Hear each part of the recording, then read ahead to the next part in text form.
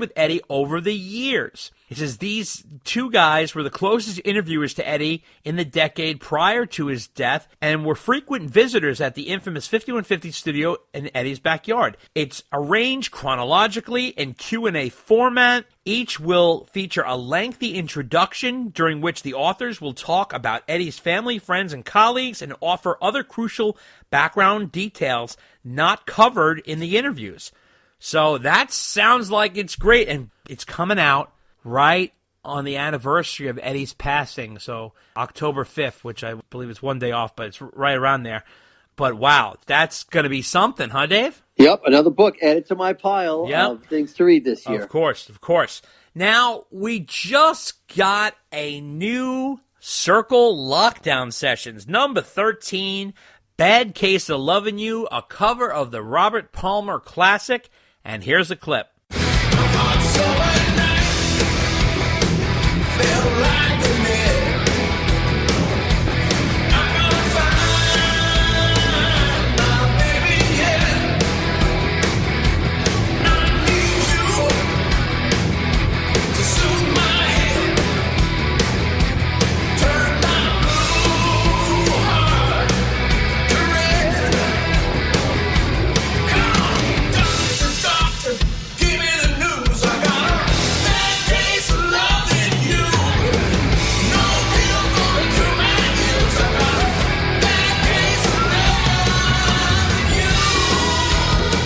Of course, this is sort of an interesting recording. You can see there's a little more video production on this. You can see they have the old TV and they do the 4-spot split screen with a sepia tone going. But Sam's voice sounds a little bit echoey. Sounds like he's recording it in the bathroom. And it's a little weird because he's kind of buried in the mix a little bit. What did you think of this? The band sounds tight. What do you think of this, Dave? I thought it was another good, solid rock performance. But again, it's too short. By this time, I know. You think these guys would have figured out how to do a whole song legitimately without a minute and 52 seconds to be exact. Right, and it's less than 2 minutes. It's just bizarre. And I'm like, come on, everybody else on the planet by now has figured out how to Zoom and do a recording simultaneously. It's amazing. How come you guys have not figured that out yet for a whole song? Like, is it really that much of a challenge? That still boggles my mind.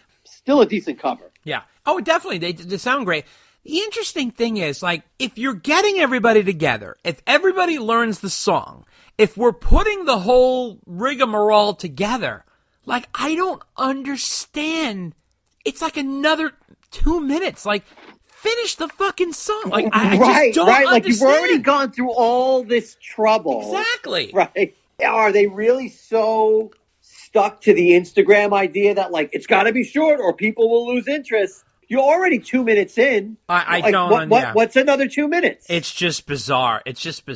Anyway, that's strange. So, speaking more on the Sammy Hagar tip, he did an interview where he said there are certain Van Halen songs that he has to keep singing. One of them is Dreams, which I think is kind of strange because that song is very hard to sing, and he doesn't do it the way Van Halen originally does it. He has to really do it in a different way now, which I understand because he's older and like, who the hell can hit those notes?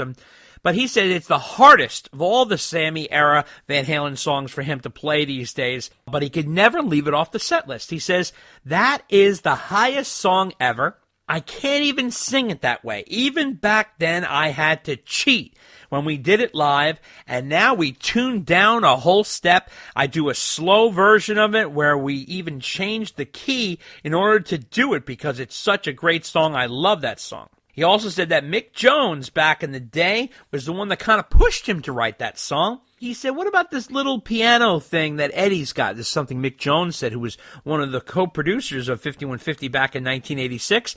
Said the little synth part there. And he says, oh, yeah, that's cool. Let me see how I can sing it.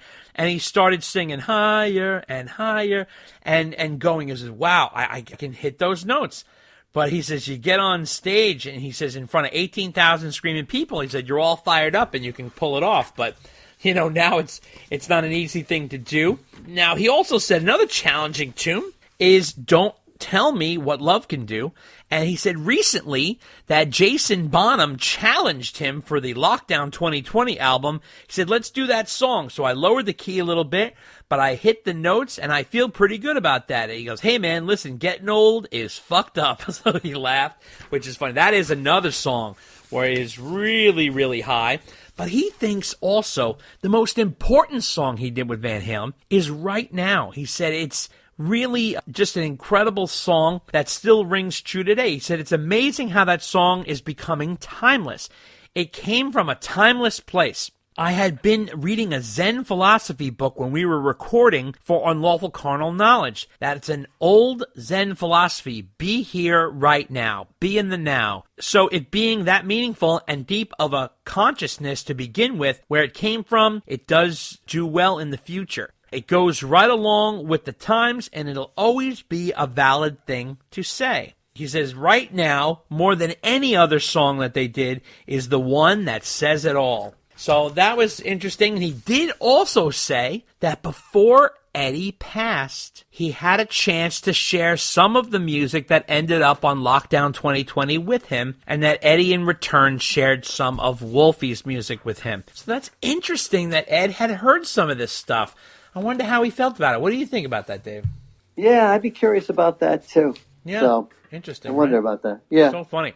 Another thing that came out on social media, this sort of sneaked out there. Sometimes Sam answers people on Instagram, and one of these people came out and wrote to Sam and says, love me some Mikey. Can't wait for a live show. Rumor has it you're doing something in Florida in May. Can you confirm or deny?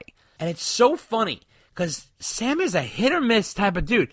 Sometimes he will come out and straight out answer people. And this is what he did. He says, it's not confirmed, but we're trying to make it happen. It's looking good. So we might be getting some live circles sometime soon, Dave. So I was very curious to see.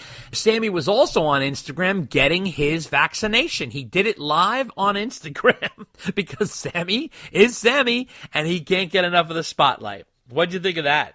That sounds like Sam, all right. But I hope live shows can start soon. Yeah. I really do. Yeah. So, yeah. My guess. But good for Sam if he's actually going to do one. I mean, it's interesting because he's like, oh, I can't do a live show. People, they won't follow the COVID rules and stuff like that. So, but if he can make that happen, more power to the guy.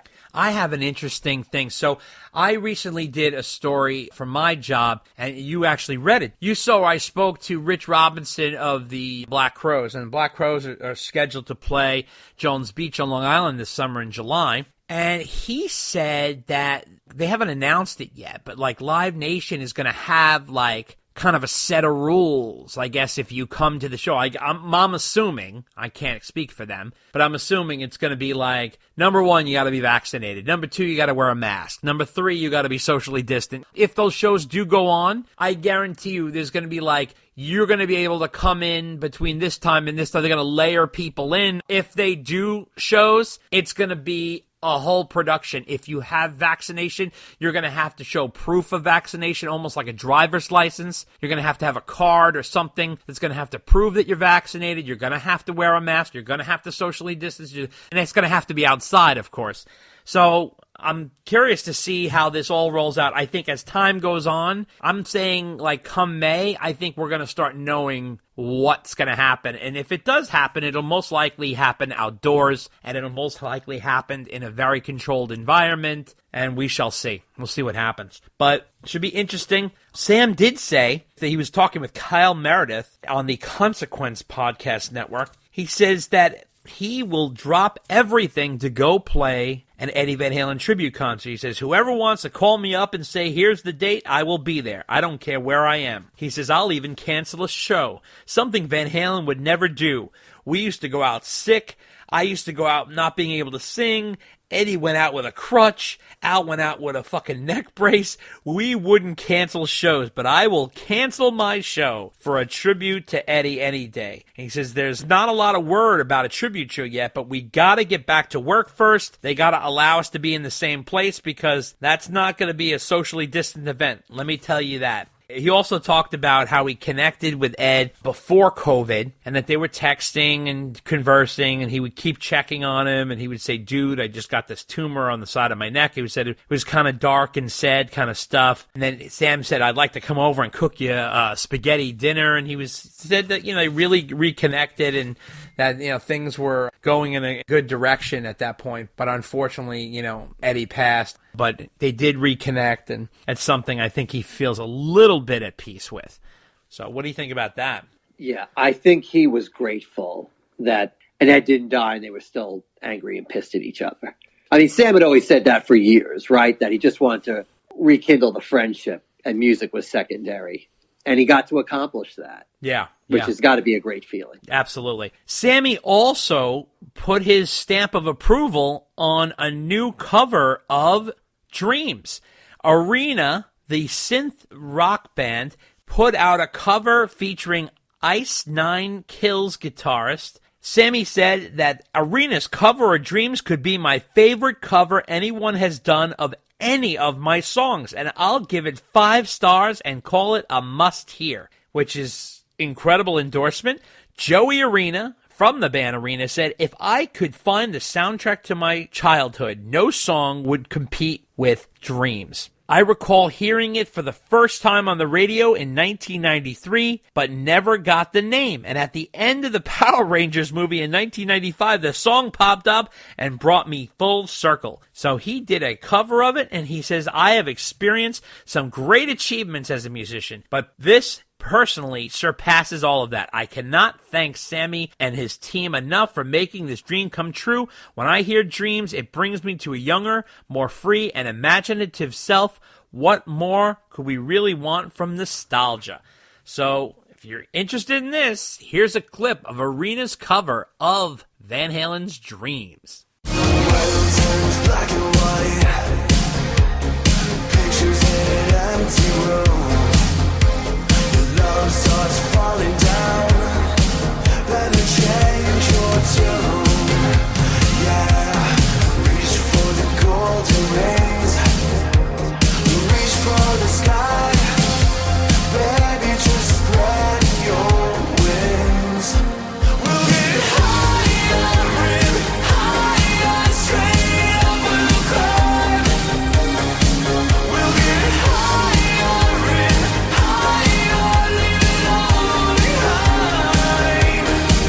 Interesting. So now, lastly on Sammy, and maybe one of our listeners can help me out with this, Dave. So apparently, there was this Rock and Relief live stream concert series that was put together by legendary producer and Hall of Fame songwriter Linda Perry from Four Non Blondes. And they were doing this whole 2-day thing with Sean Penn and Ann Lee for CORE, which is Community Organized Relief Effort. It's a nonprofit organization dedicated to crisis response. And they were doing this online, and Sammy apparently took part in it, along with Foo Fighters and Perry Farrell and Gavin Rossdale of Bush and Silver Sun Pickups. But I cannot find a clip of Sammy performing. I don't know what the story is on this. Did you hear about this, Dave? I heard about it. Yeah, and like you, I went looking, and I can't find it. I can't find it either. Right? Yeah. And when I screened through the 2 days, and it's hours and hours and hours of performances, I could not find Sammy's.